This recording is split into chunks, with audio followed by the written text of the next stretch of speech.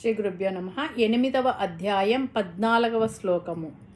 నిరంతర సాధన ద్వారా, స్మరణ ద్వారా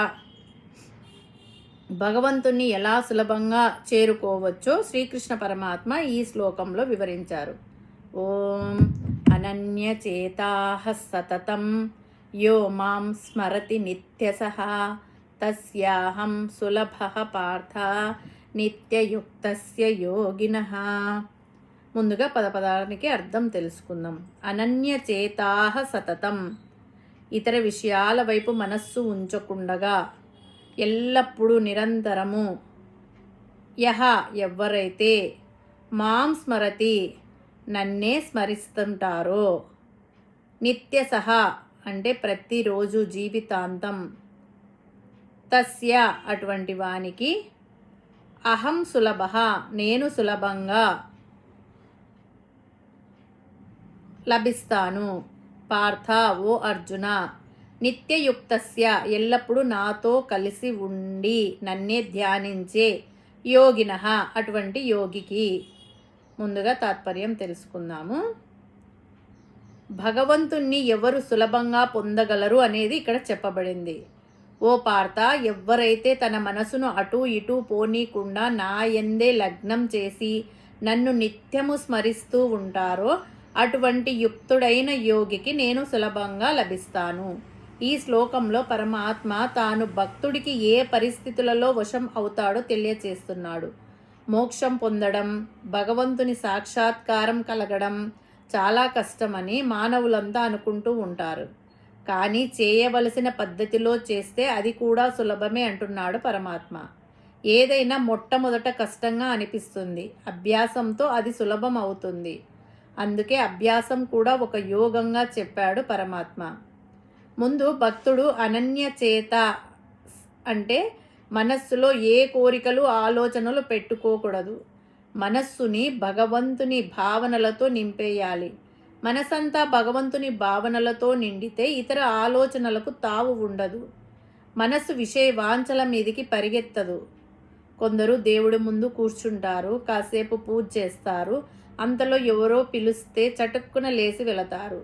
మరలా వచ్చి కూర్చుంటారు, మరలా పిలుపు, లేకపోతే సెల్ మోగుతుంది. కాసేపు మాట్లాడి మరలా పూజ మొదలెడతారు. ఇది అనన్య చిత్తం కాదు. అందుకే సతతం అని వాడాడు పరమాత్మ. అంటే ఎల్లప్పుడూ అని అర్థం. అనన్య చిత్తము కలవాడే భక్తుడు. పరమాత్మ నుండి వేరు కానివాడు, తనకు పరమాత్మకు భేదం లేదు అని అనుకునేవాడు, అహం బ్రహ్మాస్మి అనుకుంటూ పరమాత్మలో మమేకమయ్యేవాడు భక్తుడు. పరమాత్మ మరొక పదం కూడా వాడారు, నిత్య సహా అంటే ఏదో ఒకరోజు చేయమని కాదు, నిత్యము చేయాలి. ఎల్లప్పుడూ మనసంతా భగవంతుని మీదనే లగ్నం చేయాలి, ఇతర విషయాల మీద లగ్నం చేయకూడదు. కానీ ఒకేసారి ఇలా చేయడం కుదరదు. కాబట్టి ప్రతిరోజు కాసేపు ఈ విధంగా అభ్యాసం చేస్తే చంచలమైన మనస్సు నిత్యము ఎల్లప్పుడూ భగవంతుని మీద లగ్నం అయ్యే అవకాశం ఉంది.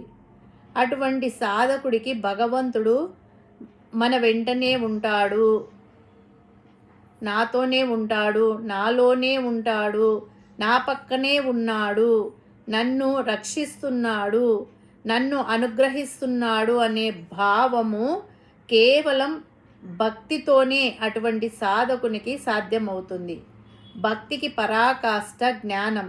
బండలాగా మొద్దుబారిపోయిన హృదయాన్ని భక్తి అనే సాధనతో తడపాలి. అటువంటి వారికి పరమశాంతి కలుగుతుంది, దుఃఖం ఉండదు. అందుకే తస్య అహం సులభః అంటే అటువంటి సాధకుడికి నేను సులభంగా లభిస్తాను. అటువంటి సాధకుడు నన్ను పొందడం సులభం, పరమాత్మను పొందడం అత్యంత సులభం, ఏమీ కష్టం కాదు అని పరమాత్మ మనకు హామీ ఇస్తున్నాడు. ఈ శ్లోకానికి సజీవ సాక్ష్యాలుగా నిలిచే ఎందరో భక్తుల కథలు ఉన్నాయి. భగవంతుడు కేవలం కఠోర తపస్సులకే కాదు, నిరంతర స్మరణకు లొంగిపోతాడని పురాణాలు చెబుతున్నాయి. హిరణ్యకశిపుడు ఎన్ని రకాల హింసలు పెట్టినా ప్రహ్లాదుడు అనన్యచేతాః మరో ఆలోచన లేకుండా కేవలం నారాయణ నామాన్నే స్మరించాడు. అందుకే భగవంతుడు స్తంభం నుండి సైతం నరసింహస్వామిగా చాలా సులభంగా తక్షణమే ఆవిర్భవించాడు. గజేంద్రుడు తన శక్తి అంతా అయిపోయాక చివరకు ఏకాగ్ర చిత్తంతో లక్ష్మీపతి రక్షించు అని పరమాత్ముని శరణు వేడాడు.